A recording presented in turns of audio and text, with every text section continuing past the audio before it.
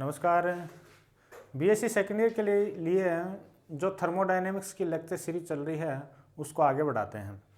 Last time अपन ने किया था ऊर्जा समविभाजन का नियम, principle of equipartition of energy, ये काम किया था।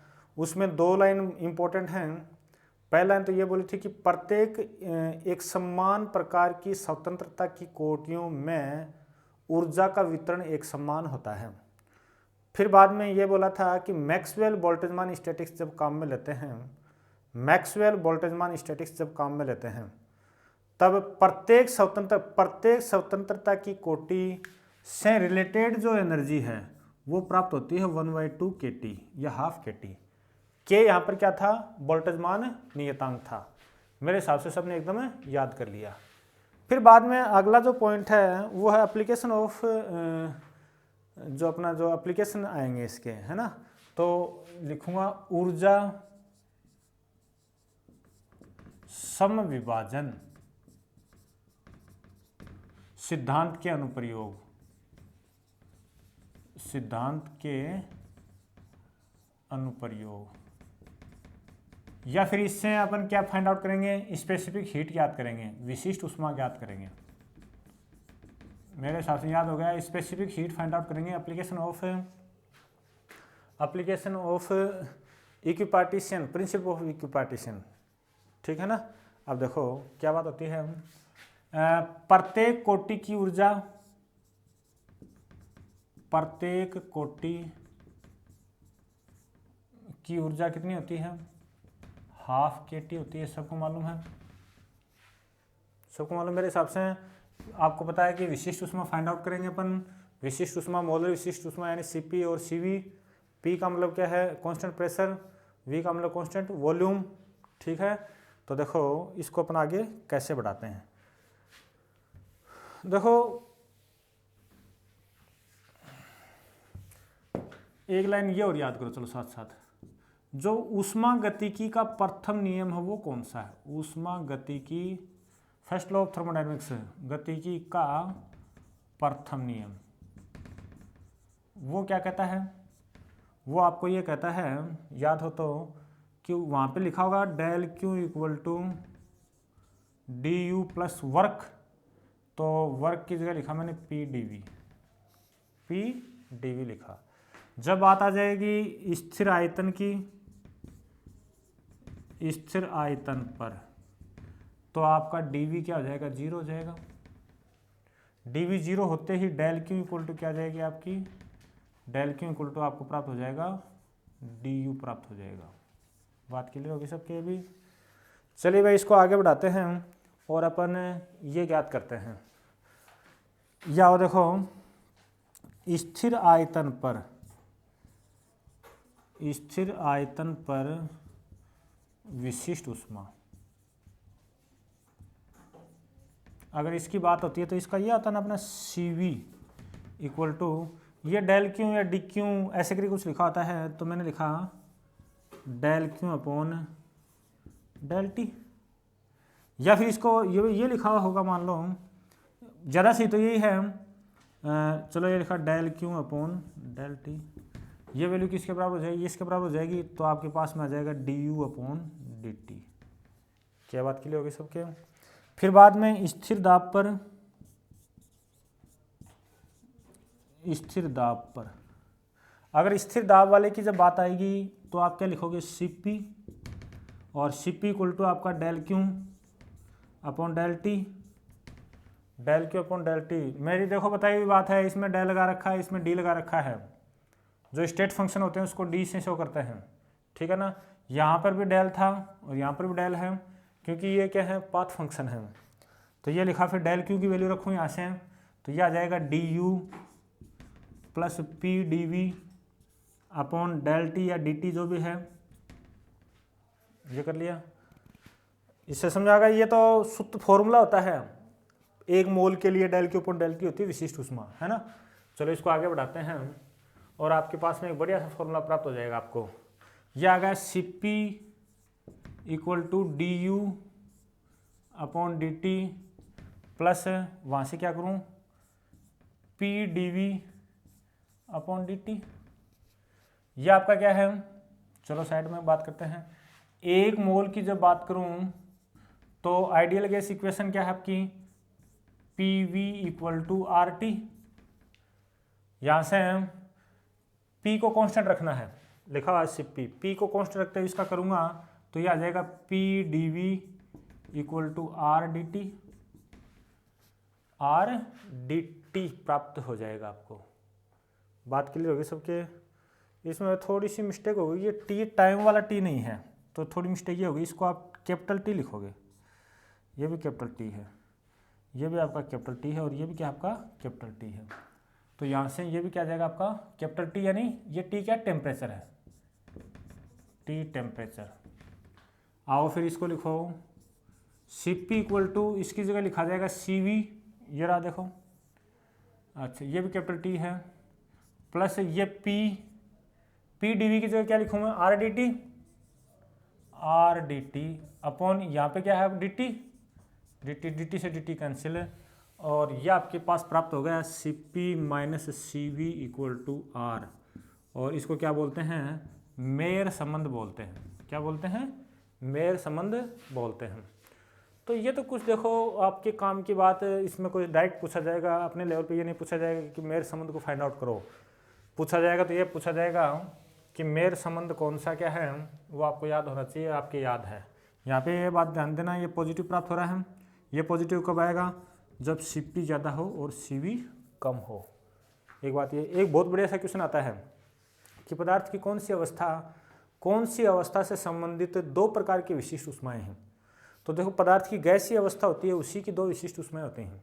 ये लिक्विड के लिए नहीं है, ये Cp और Cv किसके लिए हैं, केवल गैसीय अवस्था के लिए हैं। केवल किसके लिए हैं, गैसीय अवस्था के लिए हैं। अब देखो एक और आता है, ये निकाल दिया, एक आता है फिर बाद में इनका अनुपात गामा इक्वल टू लिखा जाता है Cp अपॉन Cv। क्या लिखा जाता है, Cp अपॉन Cv लिखा जाता है। Cp का मान थोड़ी देर पहले अपन ने फाइंड आउट किया Cv प्लस R, और ये हो गया आपका Cv। ये भी तो हो सकता है, अरे ये भी तो हो सकता है, कोई दिक्कत थोड़ी इसमें कोई दिक्कत आपके नहीं है, याद होगा सबके। फिर बाद में देखो एक और फॉर्मूला कैसे फाइंड आउट करते हो। आपने लिखा Cv इक्वल टू, ये लिख दिया आपने du अपॉन dt, ये लिखा। अगर आपको डिग्री ऑफ फ्रीडम के रूप में लिखना है तो इसको लिखूंगा मैं 1/2 है हाफ FRT। याद करो एक सेकंड के लिए, इसको चलो दोबारा करता हूं। अगर एक ही पार्टिकल की बात करते हो तो ये कर दोगे KT, लेकिन चूंकि ये 1 मोल के लिए है, 1 मोल के अंदर कितने परमाणु हो जाएंगे आपके, N परमाणु हो जाएंगे। अच्छा दोबारा सुनना 1 मिनट के लिए, ये लाइन दोबारा लिख दूंगा भाई मैं। एक पार्टिकल के लिए 1/2 KT, नहीं 1 डिग्री के लिए, अगर डिग्री ऑफ फ्रीडम F हो तो ये हो जाएगा। चूंकि ये प्रति मोल की बात करता है, Cv और Cp जो दोनों प्रति मोल की बात करते हैं, तो 1 मोल में कितने परमाणु हैं, वो आपके Na परमाणु होते हैं। तो ये देखो वैल्यू Na इंटू के जो है वो एक जगह पहले भी लिखा था, ये बराबर होता है R के। किसके बराबर होता है, R के बराबर होती है। तो ये स्टेप आपके बराबर आ जाएगी। यहाँ से देखो 1/2 F की जगह F, K और Na की जगह R, और ये आपका T आ गया। बात क्लियर हो गई अभी सबके। तो यहाँ से आ जाओ फिर, गामा आपका देखो चेंज होके क्या बन गया आपका, यहाँ कर रहा हूँ 1/2 FRT प्लस R, और नीचे भी लिखा 1/2 FRT। कोई दिक्कत नहीं मेरे हिसाब से। तो ये एक चीज़ की गड़बड़ चल रही है, कहाँ चल रही है,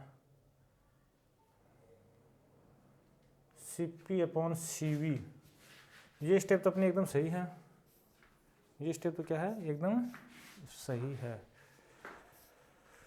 गड़बड़ कहाँ जाके होगी तो, अच्छा ये तो गड़बड़ी हो गई, Cv नहीं है, ये बराबर है, एक सेकेंड, ये बराबर है एनर्जी के बराबर है, एनर्जी तो है,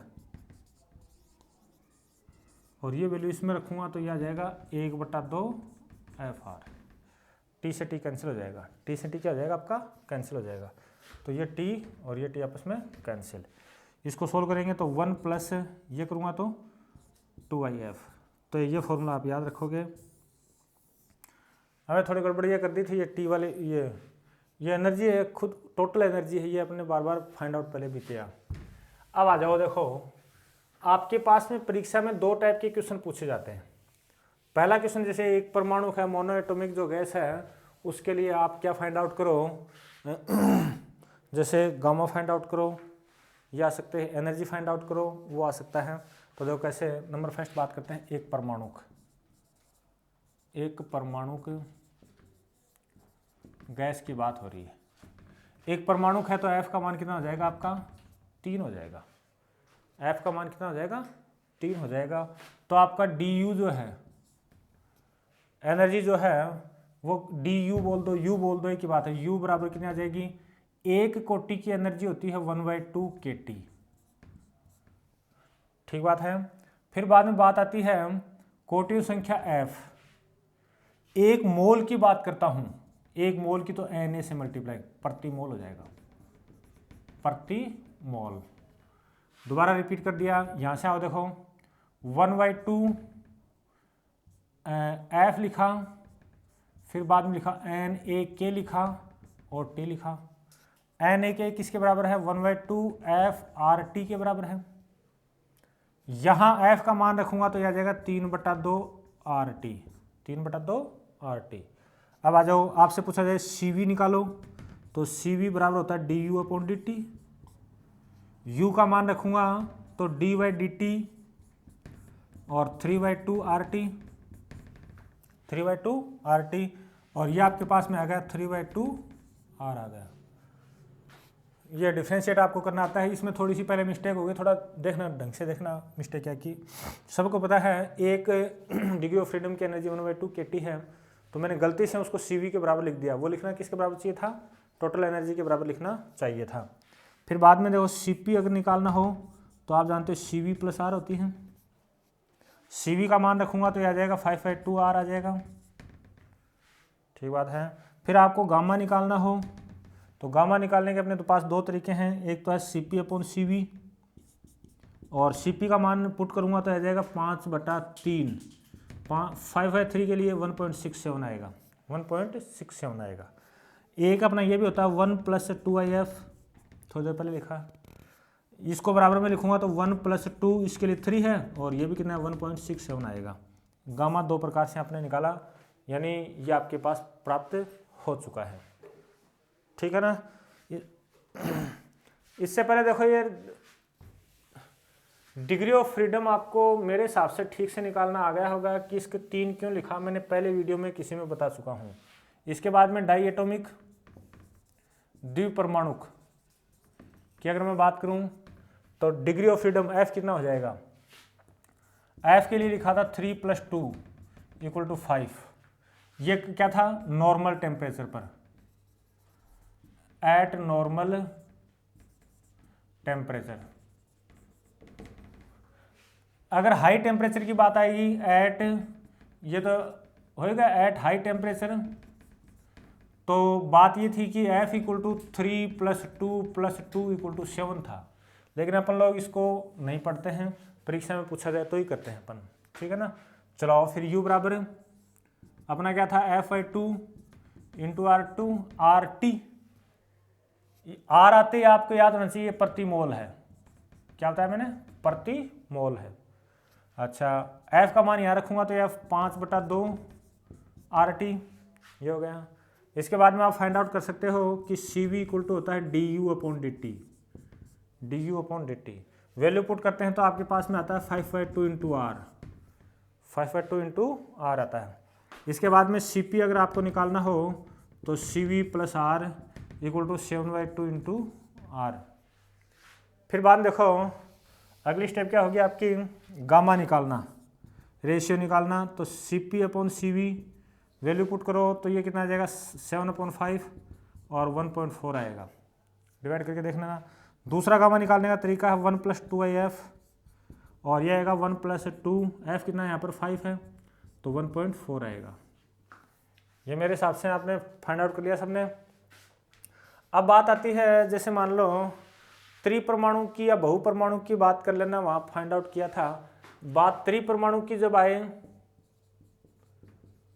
त्रिपरमाणु का ट्राई एटॉमिक की जब बात आती है, ट्राई एटॉमिक के लिए जो F लिखा था वो 3 तो कोटियाँ हैं, वो ट्रांसलेशन कोटियाँ हैं, फिर 3 ही क्या है रोटेशनल यानी घूर्णन वाली हैं, फिर हाई टेम्परेचर हो तो कंपन वाली भी हो जाएंगी। तो अपन यहाँ पर क्या करेंगे 6 करेंगे, क्या करेंगे 6 करेंगे। 6 करते ही आपके पास में देखो ये आ जाएगा U बराबर कितना आएगा आपका F/2 RT होता है पर मोल, और ये आ जाएगा 6/2 RT आ जाएगा। ऐसे फिर बाद में CV du/dt निकालोगे आप, और du/dt निकालोगे तो 3R हो जाएगा, ये डिवाइड कर दिया उसको।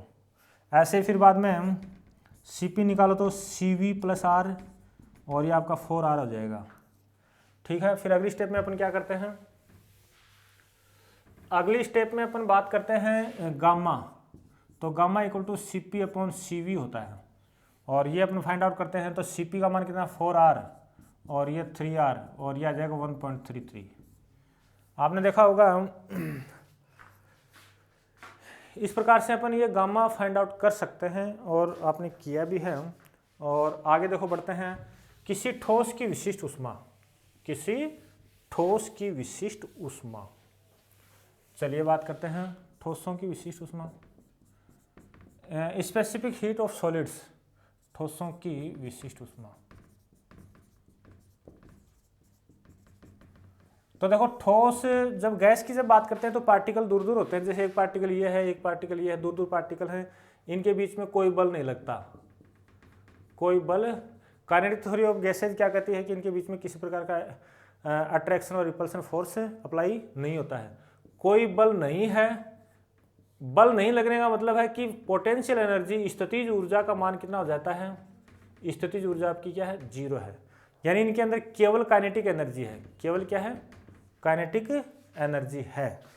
ठीक बात है, मेरे हिसाब से समझ में आई है सबके भाई, समझ में आई है तो आप इसको ऐसे करोगे, इनके लिए आप जैसे जो एनर्जी जब बात करते हैं एनर्जी की, ये तो गैसों के लिए बताती हूँ, मैं ठोसों की बात कर रहा था। ठोस के अणु क्या होते हैं, पास पास होते हैं। अगर ये पास पास हैं तो इनके बीच में अट्रैक्शन या रिपल्सन कोई फोर्स अप्लाई होगा। अगर फोर्स अप्लाई हो रहा है तो इनकी पोटेंशियल एनर्जी भी होगी, और इनके अंदर कौन सी होगी काइनेटिक एनर्जी भी होगी। तो ई जो है वो आपकी 2 प्रकार की हो चुकी है, एक तो काइनेटिक एनर्जी, और एक क्या होती है आपकी पोटेंशियल एनर्जी। काइनेटिक एनर्जी की अगर मैं एक ही डायरेक्शन की बात करता हूँ तो आप लिखते हो कि px²/2m, और इसको आप क्या लिखते हो 1/2 kx², ऐसे लिखते हैं। अगर इसकी एनर्जी देखो, इससे समझो एनर्जी 1/2 kT है, तो इसकी कितनी हो जाएगी 1/2 kT हो जाएगी, यानी टोटल मिला के क्या हो जाएगी kT हो जाएगी। यानी एक ही दिशा के लिए जो कंपन होंगे, कि ठोसों को जब गर्म करते हैं तो कंपन करते हैं, ट्रांसलेशन मोशन तो होता ही नहीं उनका पार्टिकल का, ठोसों के अंदर सॉलिड्स के अंदर ट्रांसलेशन मोशन नहीं होता है, तो इसलिए कंपन है। और एक टाइप का जब कंपन होता है तो एनर्जी कितनी होती है kT होती है, हाफ kT का डबल क्यों किया, क्योंकि यहाँ पर काइनेटिक एनर्जी भी है और पोटेंशियल भी है, तो दोनों के लिए इसकी हाफ kT और इसकी हाफ kT होती है। ठीक है ना। तो अपन देखो अब क्या करते हैं, अगर आप अक्ष दिशा की बात की तो अक्ष दिशा में जो कंपन हुए उनकी एनर्जी kT, सेम ऐसे ही y दिशा के लिए भी हो जाएगी और इसी प्रकार से z दिशा के लिए भी हो जाएगी। तो E टोटल कितना हो गया आपका एवरेज जो है तीनों दिशाओं के लिए आपका 3 kT हो जाएगा। कितना हो जाएगा 3 kT हो जाएगा। अगर पर मोल निकालना है तो यही चेंज हो जाएगा पर पार्टिकल है, और 3 RT ये हो जाएगा पर मोल। ठीक है, तो सेम ऐसे ही आप देखो ऐसे कर सकते हो, CV यहाँ एनर्जी को E लिख दिया तो अपना ये आ जाएगा DE/dt, और ये आ जाएगा आपका R, गलत हो गया 3R आ जाएगा। कितना आ जाएगा 3R आ जाएगा। ठीक बात है, मेरे हिसाब से आपके क्वेश्चन समझ में आ चुका है। 3R आ गया तो इसको और आगे बढ़ाते हैं। CP निकाल लोगे ये आपका 4R हो जाएगा, क्या हो जाएगा 4R हो जाएगा आपका। अब मेरी बात सुनना भाई, CV का जो मान है ये आया आपका 3R है, इसी को समझो एक बार के लिए। यानी ये T पर डिपेंड नहीं करता है, T पर डिपेंड नहीं करता है, याद हो गया सबके, T पर डिपेंड पर निर्भर नहीं करता। यानी CV का मान कांस्टेंट है, ठोसों की CV क्या होती है, कांस्टेंट होती है। और इसी के आधार पे डुलोंग और पेटिट, डुलोंग और पेटिट ने अपना एक नियम दिया था जिसको डुलोंग पेटिट नियम कहते हैं कि सॉलिड की जो विशिष्ट ऊष्मा है, स्पेसिफिक हीट है, वो कांस्टेंट रहती है और 3R की इक्वल होती है। ये हाई टेम्परेचर पर तो सही है, लेकिन लो टेम्परेचर पर ये सही नहीं है। इसको बाद में अन्य नियमों के द्वारा सिद्ध किया गया था। इसका ग्राफ है वो यूँ आता है, ये लिखा CV, ये लिखा आपका टेम्परेचर, तो ग्राफ यूँ आता है। यानी हाई टेम्परेचर पर तो कांस्टेंट हो गया, लेकिन यहाँ कांस्टेंट नहीं हुआ। ठीक बात समझ आ गई। यानी यहाँ तक अपने डुलोंग पेटिट नियम तक पहुँच गए हैं। और डुलोंग पेटिट नियम क्या कहता है कि CV है वो आपका क्या है, कांस्टेंट है, T पर डिपेंड नहीं करता है। जबकि दोबारा डुलोंग पेटिट नियम कब तो एकदम सही है हाई टेम्परेचर पर, लेकिन जब लो टेम्परेचर है तो वहाँ पर ये नियम लागू नहीं होता है। ठीक है माय डियर स्टूडेंट, अगले किसी वीडियो के अंदर अपन बहुत ही अच्छा टॉपिक करेंगे जो एग्जाम की दृष्टि से भी है, मीन फ्री पाथ है, या फिर उससे रिलेटेड कुछ और बातें करेंगे। थैंक यू, बहुत बहुत धन्यवाद।